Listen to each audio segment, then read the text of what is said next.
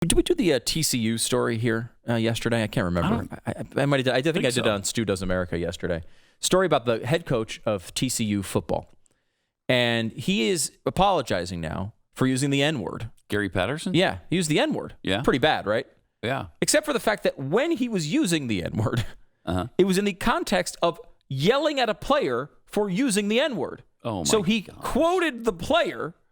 But he actually said the word. He didn't say the N-word. Oh, now, man. Is that a bad idea as a white coach? Sure, it's not the easy thing, the easy, safe tip here is just never say it, right? Like, you don't get, but still, context matters here. He was saying it was inappropriate for this word to be used and was criticizing its use. So the players, they start tweeting about how he said the word.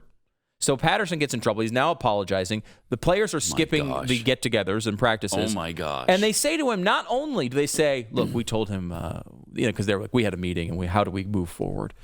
And we told him he just can't use that word. That's not appropriate for him to use. And then we also told him he needs to stop saying, I don't see color, because he does see color. It's like, this is a full-out frontal assault on Martin Luther King.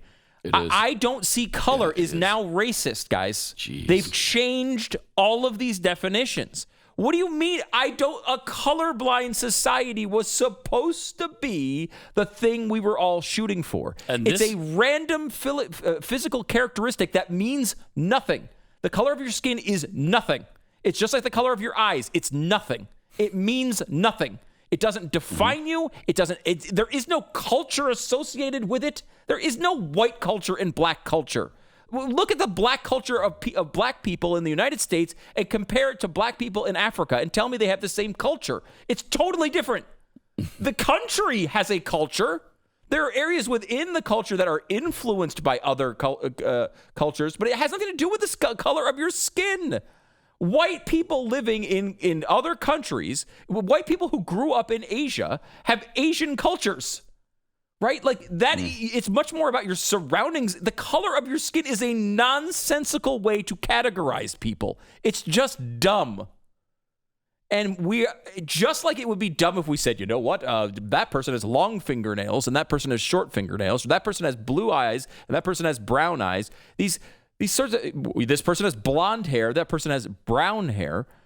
There's no reason to separate people among these lines unless you're just trying to utilize it for power. We can all acknowledge that in the past people did it, but it was dumb then. That was the lesson of that era. The lesson of the racist era of the past was to learn that racism was dumb, not to just implement it on another color.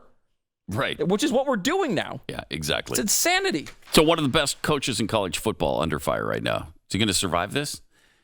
A lot of times they don't. Yeah, a lot of times they don't. It seems like right now he may survive it, but... That'd be amazing if he does. I'm just amazed at how... Once this starts, it usually snowballs. Yeah. And there's no stopping it. You know, someone sent me a clip of Glenn back in 2010 on Headline News. I think it was 2010. Does that sound right, timing-wise? Maybe it was a little... No, it had to be earlier than that. It was 2000... Yeah, it was Headline News, so it was 2000, probably 8? 6 or 7. And he was talking about black liberation theology.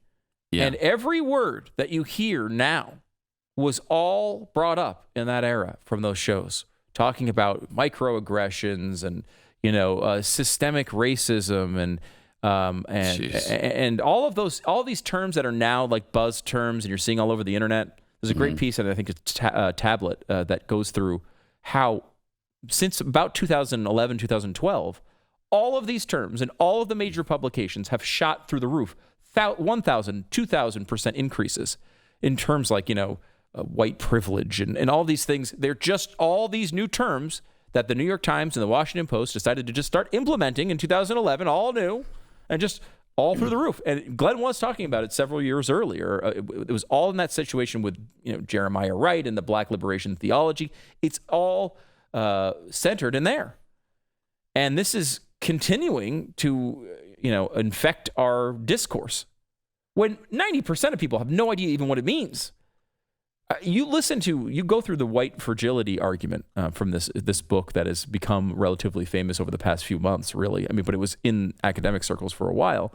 And this argument is all backward. It has nothing to do with the racism that we've always talked about. It has literally nothing to do with it. It's a totally different thing. They've just taken the word and they've said, well, racism has a negative connotation to it. So let's just call this new thing that we want.